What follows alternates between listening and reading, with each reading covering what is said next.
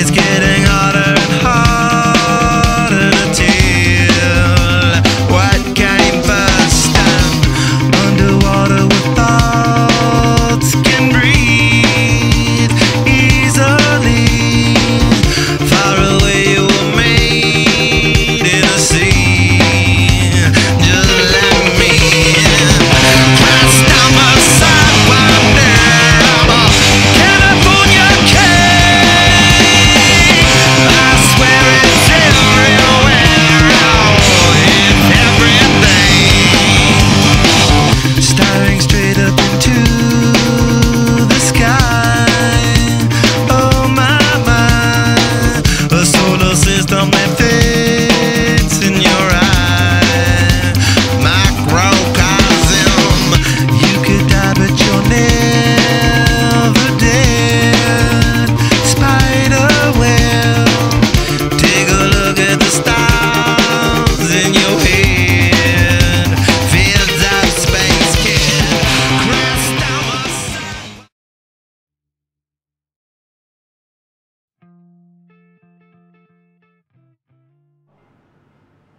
สวัสดีครับผมสิงห์พงษ์เลโก้จีเนียสครับวันนี้ผมจะมาแนะนำการแข่งขันลีกอบทในหัวข้อ Last Resort กันครับผม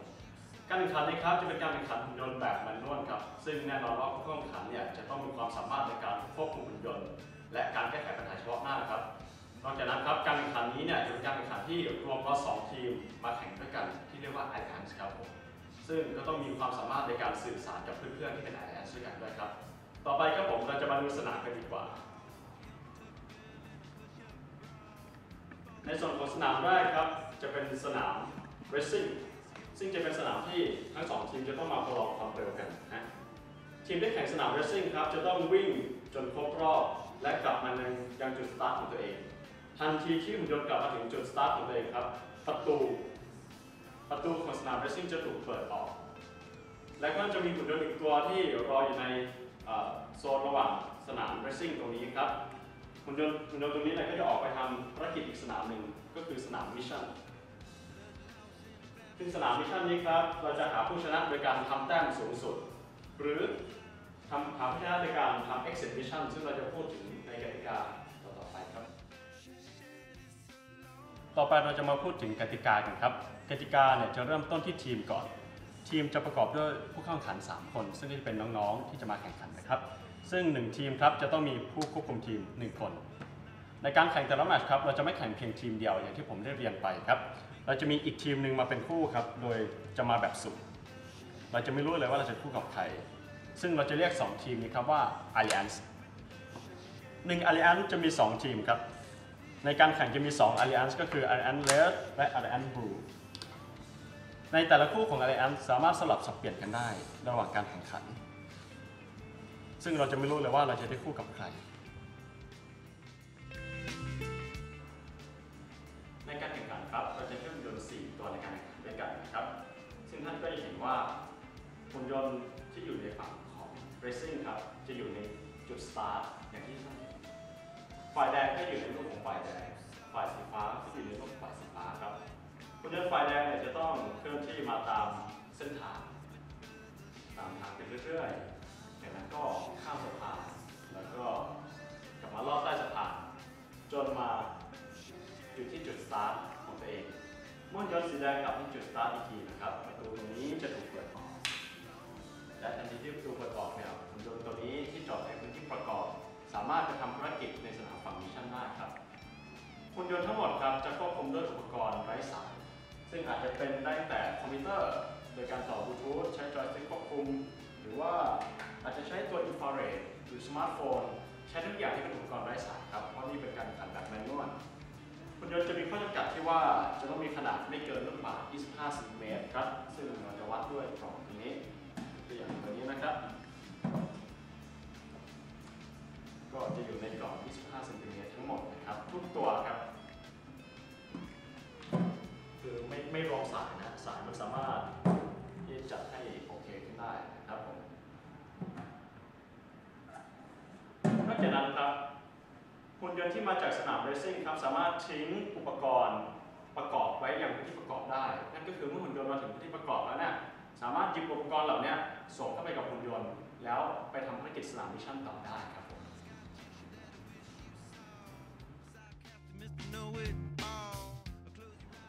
ต่อไปเราจะมาดูสนามฝั่งมิชชั่นกันบ้างครับสิ่งที่อยู่ด้านขวาตรงนี้ก็คือ Rock Tower Rock Tower นะครับจะมีบล็อกวางไว้อยู่ด้านบนก้อนเล็กๆตรงนี้นะครับบล็อกนี้ครับจะเป็นวัตถุที่สามารถทำคะแนนได้ครับโดยคุณยนต์เนี่ยจะต้องนำบล็อกลงมาจาก Rock Tower ก่อนหรือยังไงก็ได้ครับซึ่ง Rock Tower เราออกแบบให้สามารถขยับได้เล็กน้อยนะครับซึ่งก็เพียงพอให้บล็อกเนี่ยตกลงมาเพื่อให้ยนต์สามารถใช้ทำภารกิจต่อไปครับผมในส่วนถัดไปครับผมจะมาแนะนำสิ่งนี้ครับเรียกว่า Power Cell Power Cell จะมี2สีด้วยกันครับนั่นคือสีส้มและสีเขียวนะครับผมสีส้มและสีเขียวสามารถทำคะแนนด้วยวิธีเดียวกันครับซึ่งเดี๋ยวจะพูดถึงวิธีการทำคะแนนอีกทีหนึ่งนะครับผมและส่วนต่อไปครับผมสิ่งนี้ก็คือEnergy Brick ครับ Energy Brick จะวางไว้อยู่บริเวณตรงนี้สามารถขยับได้เล็กน้อยเป็นวัตถุที่ใช้วาง Power Cell แบบนี้ครับและโซนสีแดงที่ท่านเห็นนี้ครับอันนี้คือเป็น Alliance Area ครับจะเป็นพื้นที่ต้องห้ามสำหรับทีมอีกทีมหนึ่งครับนั่นก็คือทีมเราสามารถเข้าได้ทีมเดียวครับจะเป็นพื้นที่ทำคะแนนสำหรับบล็อกตรงนี้นะครับและถัดไปจาก Alliance Area ครับคือ Balance Beam Balance Beam ซึ่งเป็นตราช่างที่เราเห็นแบบนี้แหละครับสามารถนำบล็อกมาวางเพื่อทำคะแนนได้ซึ่งก็จะมีการปรับตามมวลของบล็อกที่วางและสุดท้ายครับก็คือลิฟต์ตรงนี้นะลิฟต์จะเป็นวิธีการทำคะแนนอีกอย่างหนึ่งที่เรียกว่า Exit Mission ซึ่งผมพูดในตอนถัดไปนะครับลิฟต์ครับสามารถกดเพื่อให้แพลตฟอร์มเลื่อนขึ้นมาได้แต่ถ้าหากเรากด2 ปุ่มครับแพลตฟอร์มจะลงมาหรือเลื่อนลงหรือถ้าเราปล่อยลิฟต์ก็จะลงมาแบบนี้เช่นกันครับซึ่งวิธีการที่จะชนะที่ได้แต้มมากที่สุดคือการทำลิฟต์นี่แหละครับเมื่อลิฟต์ถึงจุดสูงสุดนะครับก็จะมีเครนแล้วก็จะมีไฟปรากฏออกมา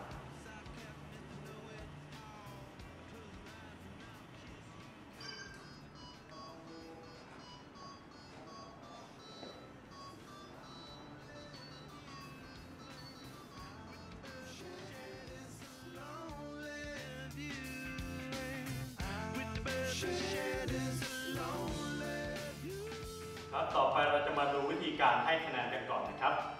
การคิดคะแนนครับจะคิดเมื่อเวลาของเกมเนี่ยจบลงแล้วและไม่มีการทำ Exit Mission คือไม่มีการใช้ลิฟต์ตรงนี้นะครับผมจะแนะนำตัวแรกก็คือบล็อกตัวนี้ครับบล็อกเนี่ยสามารถนำไปวางไว้ใน Alliance Area ได้ลักษณะนี้ครับการวางเข้าไปโดยสมบูรณ์ต้องสมบูรณ์ก็คือวางไปทั้งรูปแบบนี้ถ้ากำกึ่งแบบนี้คือไม่ได้นะครับต้องเข้าไปทั้งหมดจะได้รูปละ1 คะแนนครับในเกมนี้เนี่ยจะมีบล็อกทั้งหมดอยู่10 รูปครับต่อไปครับบล็อกสามารถวางไว้บนบาลานซ์บีมได้แบบนี้ครับผมถ้าหากว่าวางแล้วเนี่ยตัวบาลานซ์บีมไม่อยู่ในตำแหน่งที่สมดุลก็คือเข็มตรงนี้มันเบ้ไปจากตรงกลางมากๆนะครับแบบนี้ก็จะได้ลูกละ10 คะแนนครับแต่ถ้าหากว่าบาลานซ์บีมนะครับอยู่ในตำแหน่งสมดุลแบบนี้ครับก็จะได้ลูกละ20 คะแนนนะครับต่อมาครับตัว power cell สีส้มครับสามารถนำมาวางไว้บน power bridge ตรงนี้ได้วางตั้งโดยสมบูรณ์คือตั้งลักษณะตั้งแบบนี้จะได้ชิ้นละ5 คะแนนแต่ถ้าหากเป็นสีเขียวแบบนี้ครับระวางตั้งตรงนี้ก็จะได้ชิ้นละ10 คะแนนแต่ต้องระวังอย่างหนึ่งครับเพราะว่า power bridge สามารถขยับได้นอกจากนั้นครับการวางตั้งแล้วสามารถวางนอนได้ด้วยครับวางนอนคือวางลักษณะแบบนี้ครับผมก็จะได้ชิ้นละ2 คะแนนไม่ว่าจะเป็นสีใดนะครับการลักษณะที่วางนอนแต่ต้องนอนได้สมบูรณ์นะครับถ้าเป็นลักษณะที่นอนแล้วมีตำแหน่งที่สัมผัสกับพื้นแบบนี้ถือว่าไม่ได้นะครับหรือว่าลักษณะวางตั้งหรือว่าวางนอนก็จริงแต่ถ้าสัมผัสกับหุ่นยนต์แบบนี้อยู่ก็ไม่ได้เช่นกันนะครับก็คือต้องวางด้วยตัวของมันเองต้องไม่มีอะไรมาเกี่ยวข้องนะครับเพิ่มเติมครับตัว power cell เนี่ยสามารถกวาดเข้าที่ Alliance Area ได้นะครับจะได้คะแนนชิ้นละ1แต่มีข้อแม้ครับว่าต้องมี power cell สีใดก็ได้ครับอย่างน้อย1 ชิ้นวางอยู่บน power bridge แบบนี้ถึงจะได้คะแนนถ้าไม่มีแบบนี้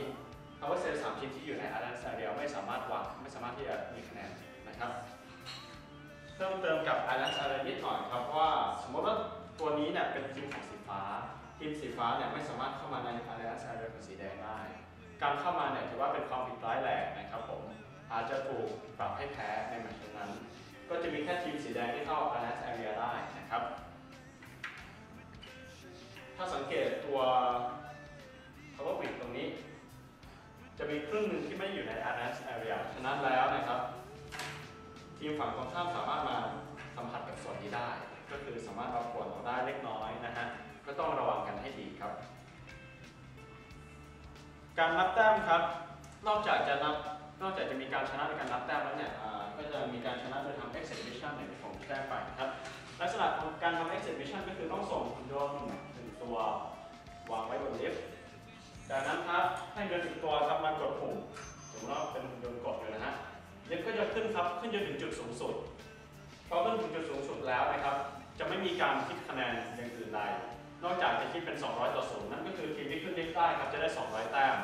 และทีมที่แพ้เนี่ยก็จะได้0แต้มทันทีเลยนะครับไม่ว่าจะเคยทำคะแนนที่ใดๆมาก่อนก็จะเป็นแบบนี้นะครับมีข้อยกเว้น1ข้อครับถ้าหากว่าลิฟต์มีหุ่นยนต์2ตัวถือว่าการทำ exhibition เป็นโมฆะนะครับไม่นับนะครับไม่ถือว่าไม่มีอะไรเกิดขึ้นนะครับผมฉะนั้นต้องมีหุ่นยนต์เพียงตัวเดียวเท่านั้นที่อยู่บนลิฟต์นะครับตัวลิฟต์ก็จะใช้เวลาขึ้นใช้เวลาประมาณสัก9นาที9วินาทีขออภัยครับ9วินาทีส่วนเวลาลงก็จะประมาณ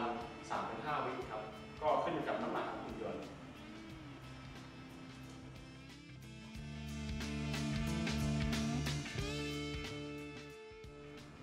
สำหรับส่วนสนามภารกิจครับมีสิ่งที่เพิ่มเติมมาก็คือ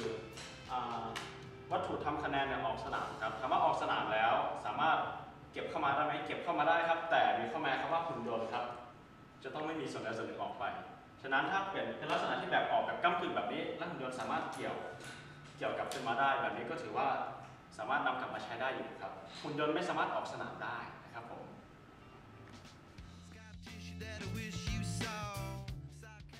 มาที่สนามเรซซิ่งกันครับสิ่งที่ต้องระวังในสนามเรซซิ่งก็คือการลัดสนามครับผมจะเห็นว่ามีเส้นสีแดงอยู่บริเวณนี้ซึ่งหุ่นยนต์เนี่ยสามารถออกขยับข้ามเส้นได้นะครับแต่ว่าการข้ามเส้นที่ออกสนามไปแบบนี้จะต้องกลับเข้ามาในที่เดิมนะครับหุ่นยนต์ไม่สามารถที่จะออกเส้นแดงไปแล้วเข้าที่อื่นได้จะถือว่าเป็นการลัดสนามนะครับนอกจากนั้นครับการลัดสนามต้องระวังกรณีนี้ครับเดินมาแบบนี้เห็นเส้นแดงตัวนี้ผ่านได้ก็ลัดตรงนี้แบบนี้คือไม่ได้นะครับผมห้ามลัดสนามอย่างที่1นะครับอย่างที่2ที่ต้องระวังครับก็คือการทำอุปกรณ์สนามเสียหายลักษณะที่หุ่นยนต์ชนขอบแบบนี้ครับแล้วก็ขอบเกิดการหลุดการเสียหายแบบนี้แต้มที่ถูกปรับนะครับก็คือปรับ5แต้มต่อ1จุดนะครับอาจจะเป็นลักษณะหุ่นยนต์ขึ้นสะพานครับแล้วก็ติดขอบสะพานทำให้ชนขอบสะพานแล้วขอบสะพานหลุดออกมาลักษณะนี้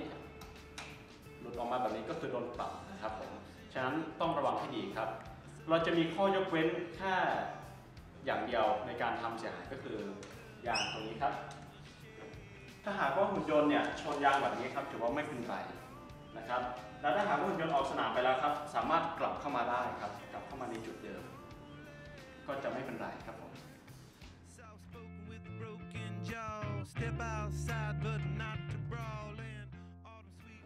สิ่งหนึ่งที่อาจจะเกิดขึ้นได้ในสนามเรซซิ่งคือการน็อกรอบครับผม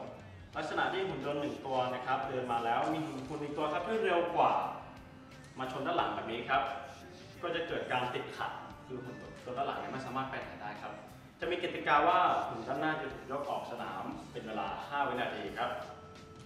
เพื่อให้หุ่นตัวด้านหลังเดินทางไปหลังจากนั้นครับกรรมการก็จะวางหุ่น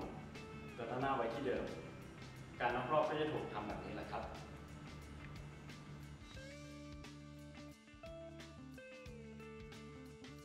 และนี่ก็เป็นการสาธิตการควบคุมหุ่นยนต์ในสนามเรซซิ่งครับโดยหุ่นยนต์ตัวนี้เนี่ยจะควบคุมด้วยรีโมทอินฟราเรดนะครับหุ่นยนต์จะเริ่มออกทันทีเมื่อกรรมการให้สัญญาณครับผมจะลองให้สัญญาณดูนะครับ5 4 3 2 1เริ่มหุ่นยนต์ก็ต้องเดินไปตัดทางเรื่อยๆครับก็อาจจะชนอุปสรรคได้บ้างเล็กน้อยครับตราบใดที่ยังไม่เสียหายก็คือโอเคอยู่ครับการข้ามสะพานครับก็จะเห็นว่าสะพานมีความกว้างที่จำกัดไว้อยู่นะครับ การออกแบบหุ่นยนต์เนี่ยต้องออกแบบให้พอดีกับสะพานด้วยครับเนื่องจากสะพานนะครับมีความกว้างที่จำกัดฉะนั้นการเลี้ยวบนสะพานแทบจะเป็นไปไม่ได้เลยครับจะต้องขึ้นแล้วก็ผ่านไปให้ได้ในทีเดียวครับตอนนี้ก็คือยังไม่ครบ1 รอบนะครับก็คือ1 รอบเนี่ยต้องมาถึงจุดสตาร์ทของตัวเองครับแล้วมันก็ลอดสะพานมาตรงที่ท่านเห็นก็เป็นทางลูกระนาดนะครับก็อาจจะมีปัญหาสำหรับหุ่นยนต์บางแบบครับและเมื่อหุ่นยนต์กลับมาถึงจุดสตาร์ทครับประตูก็จะเปิดออกทันทีครับผมเมื่อประตูเปิดเนี่ยหุ่นที่รออยู่ในส่วนของการประกอบก็ออกไปได้ทันทีครับสำหรับหุ่นตัวนี้ก็สามารถติดอุปกรณ์เพิ่มเติมได้ครับหลังจากที่ผ่านสนาม Racing มาครับหุ่นยนต์ก็จะมาอยู่ในพื้นที่ประกอบซึ่งเราก็สามารถประกอบอุปกรณ์ใดๆครับใส่เข้าไปในหุ่นเราได้ครับเพื่อที่จะไปทำภารกิจในสนามมิชชั่นต่อครับและของผมก็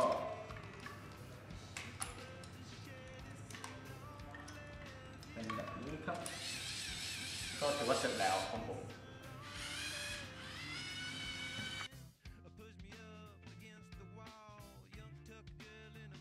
นี่ก็จะเป็นการสาธิตการทำภารกิจในสนามฝั่งมิชชั่นครับหุ่นยนต์ตัวนี้ที่เป็นหุ่นยนต์ของฝั่ง Alliance สีฟ้าหุ่นยนต์จะเริ่มจากการนำบล็อกลงมาจากทาวเวอร์ก่อนครับ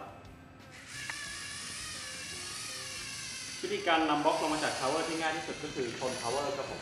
ทาวเวอร์จะถูกออกแบบให้สามารถเอียงได้เล็กน้อยครับซึ่งก็เพียงพอที่ให้บล็อกตกลงมาจากนั้นครับหุ่นยนต์สามารถนำบล็อกไปทำแต้มโดยวิธีใดก็ได้ไม่ว่าจะเป็นการกวาดเข้า Alliance Area หรือว่าจะเป็นการนำไปวางไว้บน Balance Beam ครับ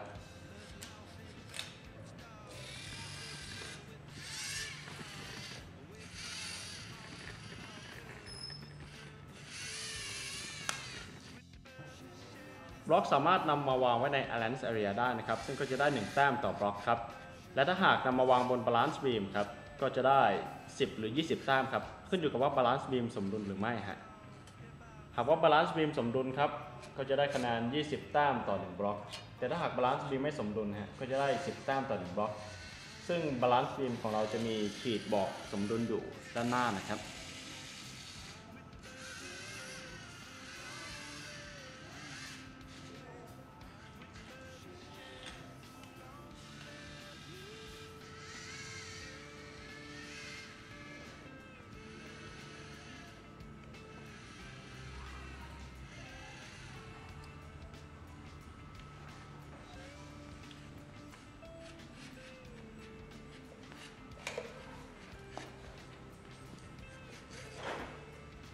การวางบล็อกบนบาลานซ์บีมนะครับก็ต้องระวังไว้อย่างหนึ่งครับเนื่องจากว่า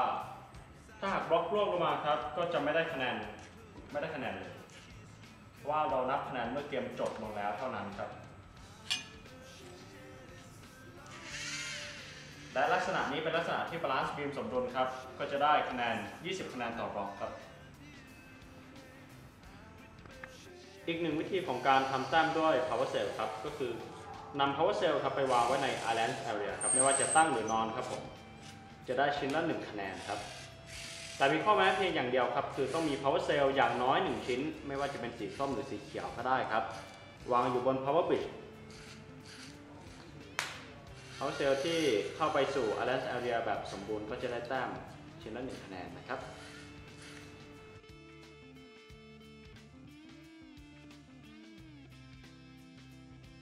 ที่ผ่านมาครับจะเป็นการชนะด้วยแต้มครับผมต่อไปจะเป็นการชนะด้วยหมัดน็อกครับหมัดน็อกที่ว่าก็คือ Exit Mission ครับผม Exit Mission เนี่ยต้องส่งยนต์1 ตัวขึ้นไปไว้บนลิฟต์ครับจากนั้นก็กดลิฟต์เพื่อให้ลิฟต์ขึ้นไปสู่จุดสูงสุดและเมื่อกดปุ่มครับลิฟต์ก็จะเลื่อนขึ้นเรื่อยๆครับจนกระทั่งถึงปลายยอดสุดครับผมก็จะมีเพลงและก็เสียงปรากฏออกมาครับ